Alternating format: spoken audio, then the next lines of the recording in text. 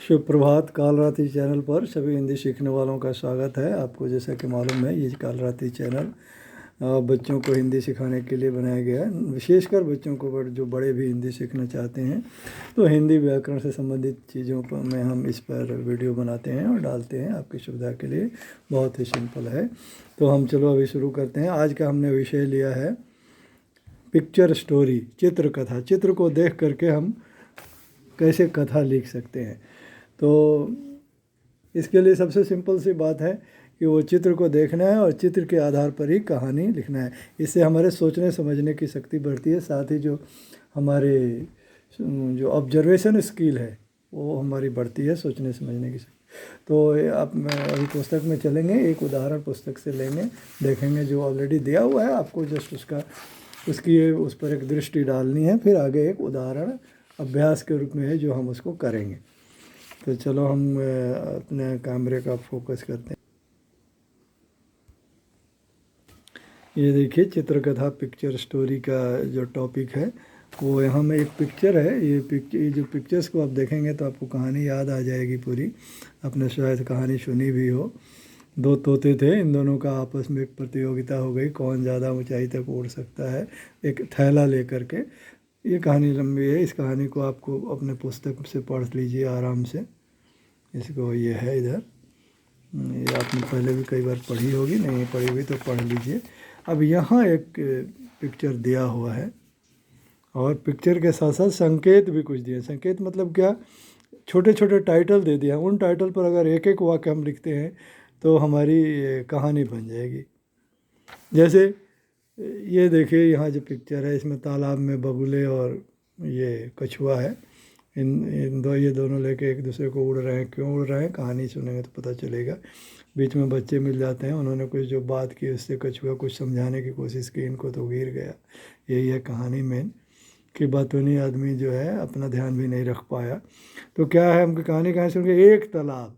तो हमने क्या लिख दिया, एक तालाब में एक बातूनी कछुआ और दो बगुले रहते थे। फिर दूसरा टॉपिक क्या है, बातूनी कछुआ और दो बगुले, तो वो भी उसी में शामिल हो गया। सूखा पड़ना। सूखा पड़ा तो क्या हुआ, एक समय बहुत सूखा पड़ा, बहुत बड़ा सूखा पड़ा। तालाब का बहुत बड़ा सूखा पड़ा और तालाब का पानी सूखने लगा। एक समय बहुत बड़ा सूखा पड़ा, यह पूर्ण विराम देते हैं, और तालाब का पानी सूखने लगा। तो क्या हुआ फिर, तो इन लोगों ने क्या किया, फिर दूसरे तालाब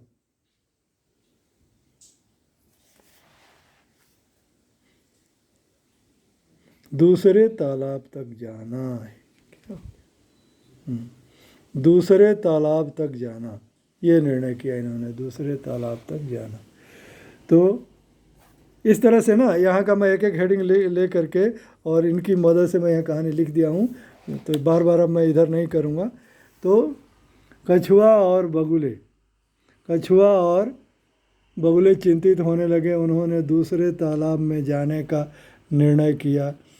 बगुले कछुए को न बोलने की सलाह देते हुए एक डंडे की सहायता से उसे ले उड़े। रास्ते में एक बच्चों का झुंड मिला।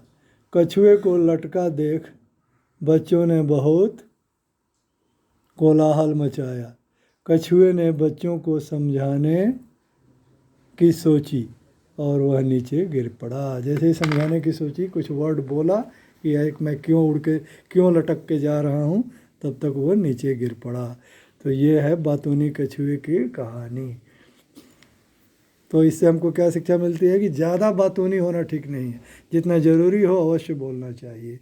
तो ठीक है, ऐसे करके हम पिक्चर की मदद से, चित्र की मदद से कहानियाँ लिख सकते हैं, जिसको हम चित्रकथा या पिक्चर स्टोरी कहते हैं।